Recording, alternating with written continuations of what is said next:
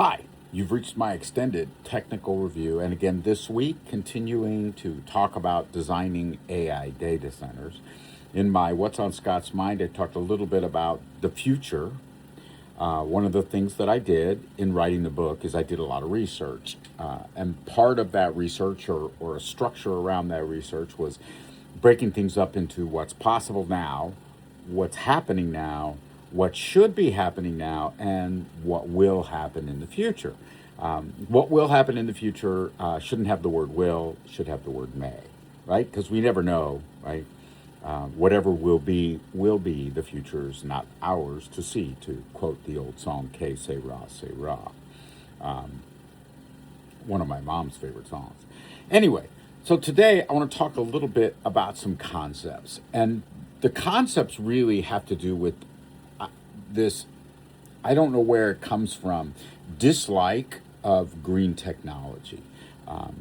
It worries me because it means that people are not paying attention to the scientific evidence that's out there. But the reality is,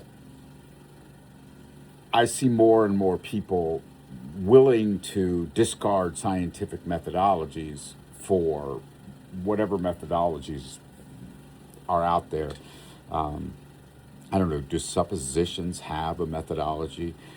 I know everybody uses and loves the concept of a conspiracy theory, but the reality of a conspiracy theory is it is not a theory. It is at best a supposition. And often it's scary.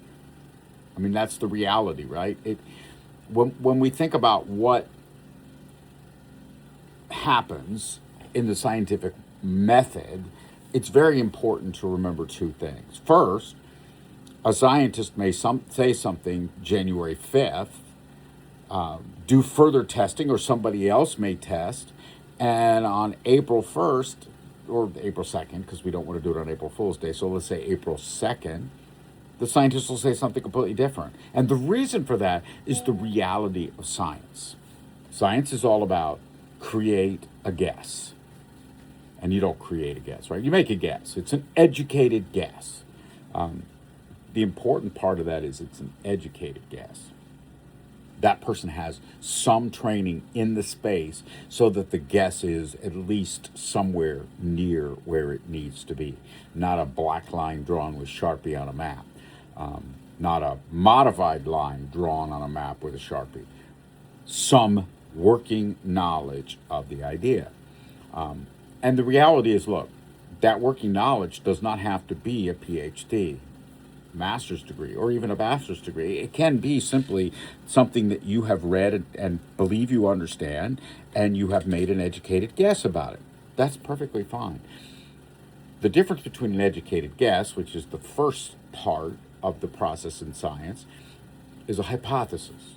And how do you get to hypothesis? Well, a hypothesis takes the educated guess and creates a testable suite around it. That's where 99% of conspiracy suppositions fail. You can't test them. Some of them you can test, and when you test them, people just look at you strange. It's like, yeah, the Earth's flat. Okay. How does gravity work then? Why is it that the Earth is moving if the Earth is flat? Why is it that based on it being flat, you can go to the edge of the Earth and all the way back around the Earth? If it was flat, how do you go all the way around? If it was flat, how do you end up not being pulled back to the center?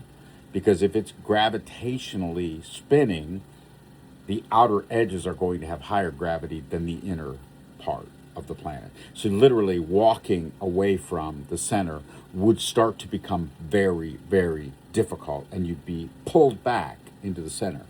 This doesn't happen. But anyway, I'm not here to discuss the actual theory. I'm here to discuss the reality of the scientific method. So hypotheses are test suites around an educated guess. And here's the reality. A hypothesis can be proposed. It may not be right. It may actually be wrong. And if it's wrong, the scientist will propose a new one. That's not them changing their mind. That's not them suddenly going and revealing the truth. That is the reality of the scientific model. That's what you want. You want people to test the theories that they have, or excuse me, test the guesses that they have. Those become hypotheses. If a hypothesis passes all of the suite of tests, it becomes a theory. But even theories change.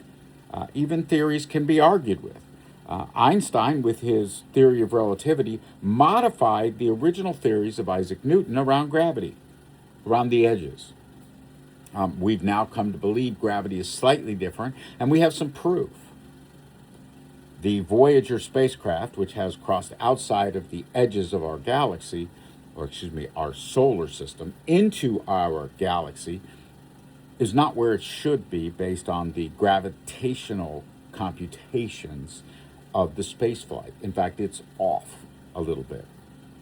Okay, so gravitational waves don't necessarily work exactly the way we think they did when Newton proposed them, and Einstein modified them with his theory of relativity. I believe it's actually part of the special theory of relativity. But the point being, those things have evolved, those things have changed. Darwin created his theory of evolution, and that has been modified greatly in not only the data collected around it, but also in the sheer number of tests done. So, those are all things that are important, but that's the scientific method. Educated guess to hypothesis. Hypothesis to test. Test to fail, start over, or test to success. It's a theory, and then the theory gets tested over and over. It's really an application of Boyd's OODA loops. John Boyd, U.S. Air Force Colonel, creator of the OODA loops, observe, orient, decide, act, with feedback loops between all of those processes. That's what the scientific model is. The feedback loops are continuous. So a scientist, again, on January 5th can say XYZ, and on April 2nd say, sorry, it was WXY. And that's perfectly normal, and that's perfectly acceptable. And that is something that we want the scientific method to do, because unfortunately, outside of the scientific method, there are not a lot of people that are willing to say, oops, I was wrong. This is Scott Anderson. You've reached my extended review. Thank you very much.